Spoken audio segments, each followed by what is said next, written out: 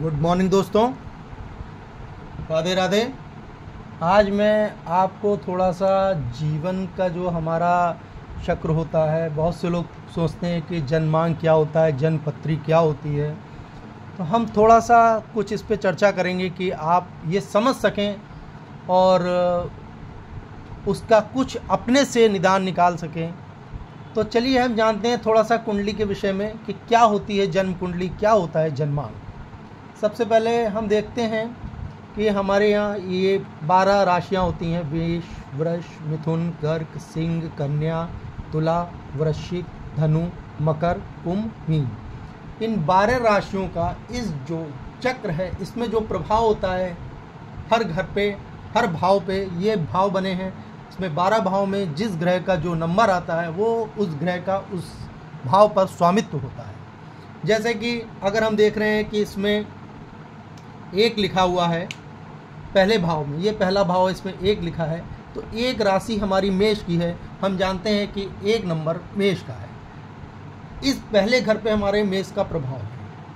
अगर यहाँ पे 2 लिखते तो हम 2 से स्टार्ट करते, यहाँ पे 2 लिखा होता तो 2 से स्टार्ट होता, 2, 3, 4, 5, 6, 7, 8, 9, 10, 11, 12, 1, यहाँ 1 आ जाता है। लेकिन हम आपको समझाने के लिए यहाँ पे 1 लिख रहे हैं, इसलिए ताकि आपको समझ में आए कि अगर ऐसे कुंडली में ये जो नंबर पड़े होते हैं भाव में, ये इस ग्रह का स्वामित्व होते हैं ग्रह के, और उस ग्रह को बताते हैं कि कौन सा ग्रह का किस भाव पे क्या प्रभाव है। पहला अगर मेष का है, मेष 1 नंबर राशि है, तो ये मेष की है। 2 नंबर राशि वृष की है और 3 नंबर राशि मिथुन की है।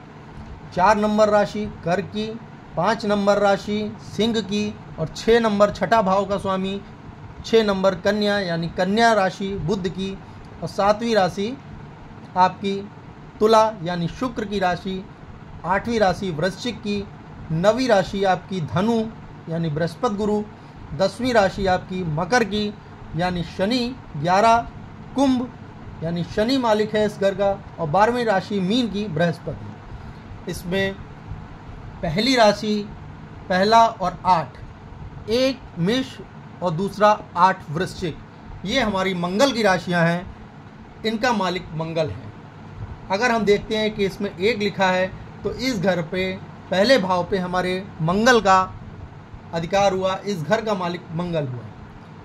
दूसरे घर पे अगर 2 लिखा है और 2 राशि वृष की होती है, वृष की राशि 2 और तुला, ये 2 राशियां शुक्र की मानी जाती हैं, वृष और तुला, तो हमारा द्वितीय घर और 7 नंबर जो तुला है ये हमारा 7वें घर पे आता है।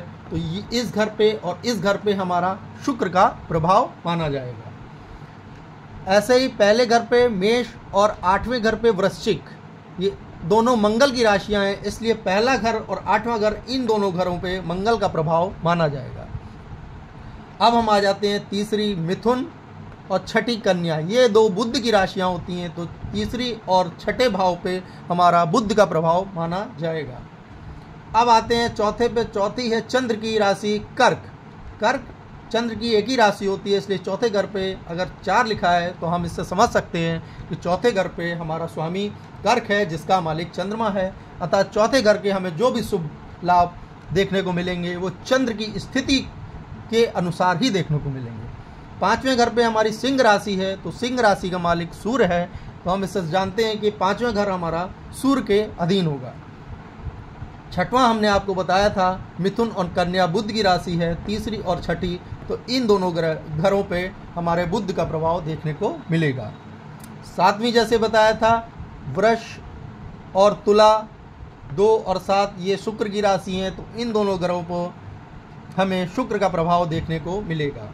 ऐसे ही पहले और 8वें घर का मालिक मंगल है, तो प्रथम और 8वें घर पे हमें मंगल का प्रभाव देखने को मिलेगा।